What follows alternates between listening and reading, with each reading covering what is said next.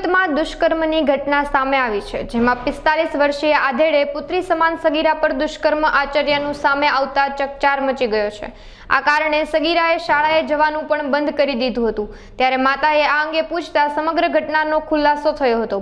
માતાએ તાત્કાલિક પોલીસ મથકે પહોંચી નરાધમ સંજય ફળદુ વિરુદ્ધ ફરિયાદ નોંધાવી હતી, જેને લઈને પોલીસે આરોપીની ધરપકડ કરી છે। શહેરના પુણા વિસ્તારમાં એક રેપની ઘટનાની ફરિયાદ નોંધાયેલ છે।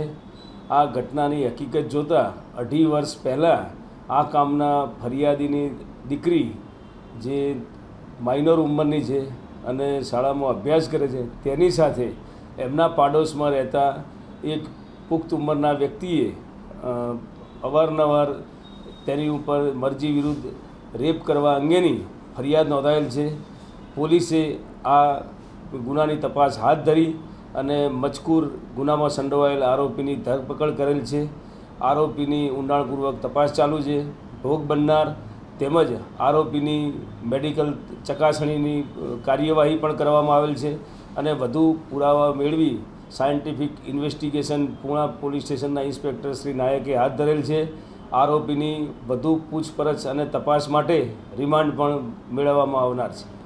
આ કામના ફરિયાદીએ પોતે તેની દીકરીને નર્વસ રહેતી હોય અને પૂછતા દીકરીએ પોતે એ પ્રકારે હકીકત જણાવતા તેની માતાને જાણ થતાં તેઓએ પુણા પોલીસ સ્ટેશન ફરિયાદ નોંધાવી છે। આરોપી ફરિયાદીના સામે જ પુણા વિસ્તારના સીતાનગર વિસ્તારમાં સોસાયટીમાં પાડોશી તરીકે સામે સામે રહેતા હતા। ત્યાં આરોપી રહેતા હોય પાડોશી તરીકે હોવાનો લાભ લઈ અને બંને પરિવાર વચ્ચે આવવા જવાનો અને બોલવાનો સંબંધ હતો।